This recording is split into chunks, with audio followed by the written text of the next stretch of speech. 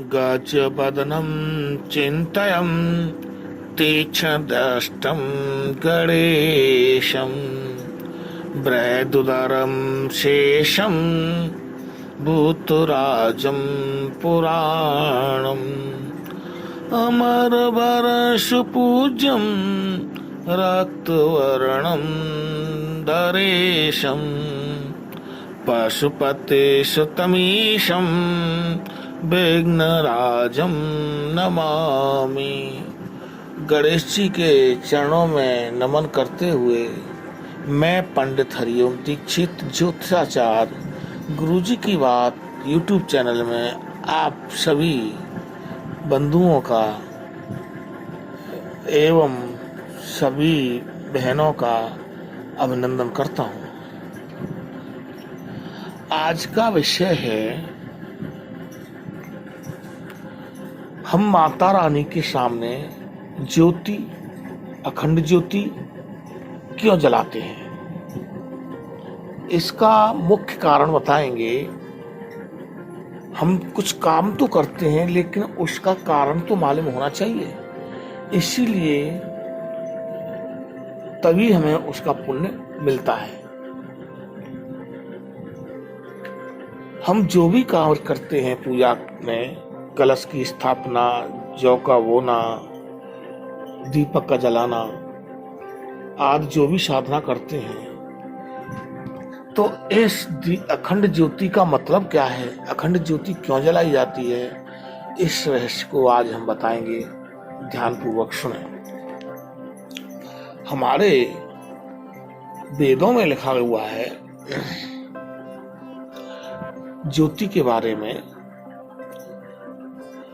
दीपो ज्योति परम ब्रह्म, दीपो ज्योति जनार्दन, दीपो हर तुम्हें पापम, पूजा दीप नमस्तुते, शुभम करोते कल्याणम आरोग्यम, सुख संपदम शस्त्र बुद्धि विनाशम, च दीपो ज्योति नमस्तुते। अर्थात जो दीपक की ज्योति होती है वह परम ब्रह्म होती है और यही जनार्दन अर्थात विष्णु भगवान का साक्ष रूप होती है और माता रानी के सामने यह साक्षात माता देवी होती हैं। दीपो हरतुम में पापम, आगे लिखा है, और हमारे सभी जाने अनजाने में या इस जन्म में या पिछले जन्म में जो भी हमसे पाप होते हैं वो हमारे दीप पूजन से खत्म हो जाते हैं, ऐसा शास्त्रों में लिखा है। उस पूजनीय दीपक को मैं नमस्कार करता हूँ। आगे लिखा है, शुभम करोते कल्याण आरोग्यम सुख संपदम, और हमारे शुभ कार्यों के लिए ऊर्जा देते हैं और कल्याण करने के लिए, हमारी सुख समृद्धि के लिए, धन धान की वृद्धि के लिए ये हमें ऊर्जा प्रदान करते हैं। आगे लिखा है, शास्त्र बुद्धिम विनाशम च दीपम ज्योति नमस्तुते, और हमारे शत्रुओं की बुद्धि का हरण करते हैं। शत्रु चाहे वो प्रत्यक्ष हो या अप्रत्यक्ष हो, यानी जो प्रेत आत्मा है, बुरी आत्मा है, नेगेटिव ऊर्जा है, किसी का किया कराया है, उस सब पे भी भारी होकर के ज्योति के रूप में, हमारे इष्ट देव के रूप में या माता रानी के रूप में उन शत्रुओं का शमन करते हैं। इसीलिए मैं उस दीपक का नमस्कार करता हूँ हृदय से।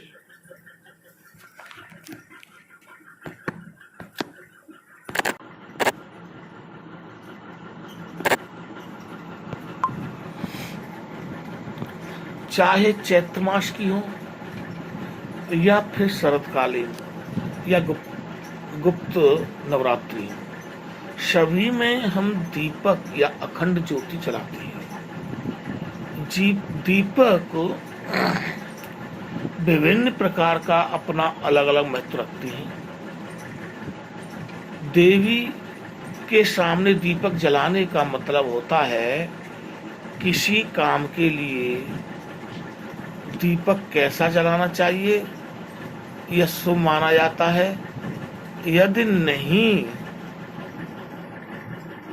चलिए तो इसे जानते हैं कैसे हम इसके बारे में शास्त्रों में इसका विधान है।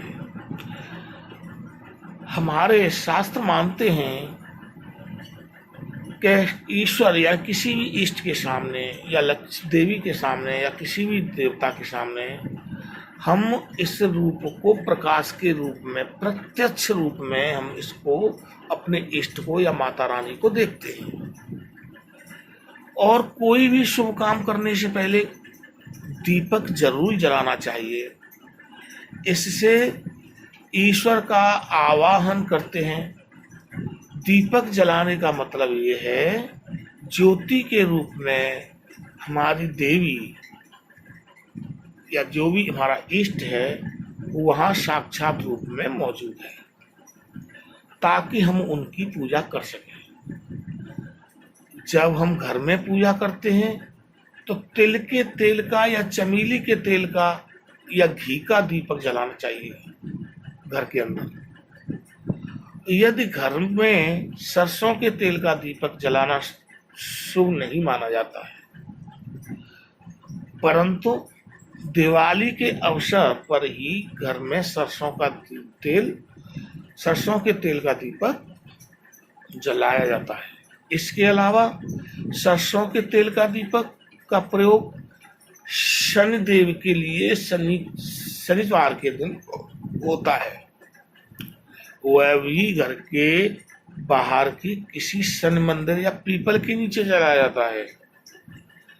अच्छा, अब यहाँ पर दीपक कई प्रकार के होते हैं, एक मुखी, दो मुखी, तीन मुखी, चतुर्मुखी।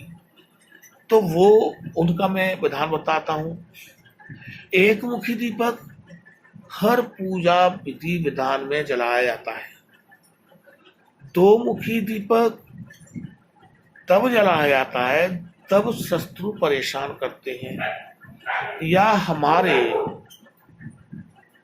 माहौल में, कार्य क्षेत्र में, कहीं भी हो, सरकारी नौकरी हो या फिर व्यापार हो, इसमें हमें हमारे शत्रु परेशान करते हैं तो दो मुखी दीपक जलाना चाहिए, जिससे विरोधी शांत हो जाते हैं।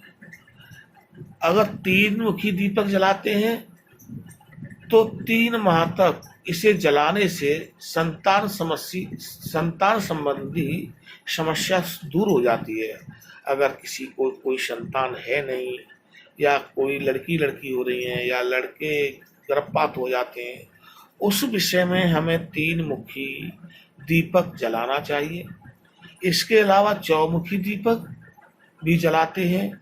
चौमुखी दीपक धन के मामले में खास महत्व रखता है, क्योंकि चौमुखी दीपक यानी एक दीपक में 4 ज्योति जलाने से, वो भी घी का, शाम को माता रानी के सामने अगर हम जलाते हैं तो धन की संबंधित परेशानियां दूर होती हैं।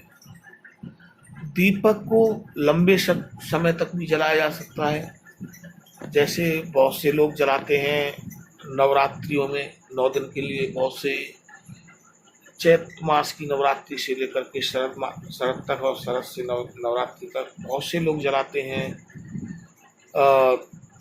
पूरी साल वर्ष भर भी जलने देते हैं। तो इसका मतलब होता है कि माता रानी हमारे घर में सदा निवास कर रही है। इसका वैज्ञानिक कारण भी है। जब हम गाय के घी में, शुद्ध गाय के घी में दीपक जलाते हैं तो हमारा विज्ञान भी कहता है E=mc², अर्थात कोई भी वस्तु नष्ट नहीं होती है, ऊर्जा के रूप में परिवर्तित हो जाती है। जब ऊर्जा के रूप में, जब देसी गाय का घी हम दीपक में जलाते हैं या कुछ वस्तुएं उसमें डालते हैं, तो वो ऊर्जा दीपक के रूप में, ब्रह्मांडी ऊर्जा के रूप में हमारे इस पूरे घर के वातावरण में पहुंच जाती है और हमारे घर का माहौल जिस आस्था के साथ करते हैं, एक मुखी दीपक, दो मुखी दीपक या 3 मुखी दीपक या 4 मुखी दीपक, उसी आस्था के कारण, जैसे हमने 4 मुखी दीपक जलाया धन धान की वृद्धि के लिए लक्ष्मी माता के सामने, तो वो 4 मुखी दीपक की ऊर्जा जो निकल रही है छोटे छोटे कणों में, अणुओं में, वो हमारे पूरे घर के माहौल को उसी ऊर्जा के रूप में हमारा घर भर जाता है, जो हमें इस नंगी आंखों से दिखाई नहीं देता है। इसीलिए माता रानी के नवरात्रियों में जब हम साधना करते हैं, हम माता रानी से प्रार्थना करते हैं, जो भी इच्छा लेकर के इस दीपक को जलाया जाता है, जो भी संकल्प लेके हम जलाते हैं, तो इस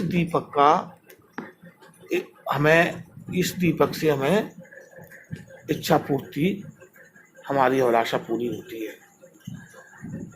आगे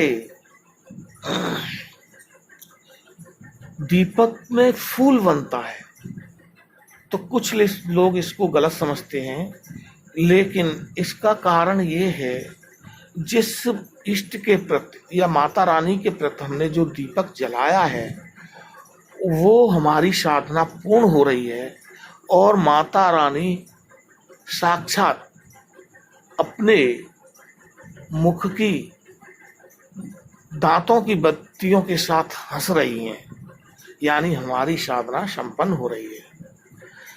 अच्छा, जब दीपक बुझ जाता है, जरूर हमारे साथ कोई अनहोनी हो रही होती है। दीपक को हमेशा कलाई की बत्ती बनाकर ही जलाना चाहिए। इसमें वैज्ञानिक कारण यह है कि जब नेगेटिव और पॉजिटिव दोनों के मिलन से जो ऊर्जा मिलती है, वही ऊर्जा से हमारा संकल्प पूर्ण होता है।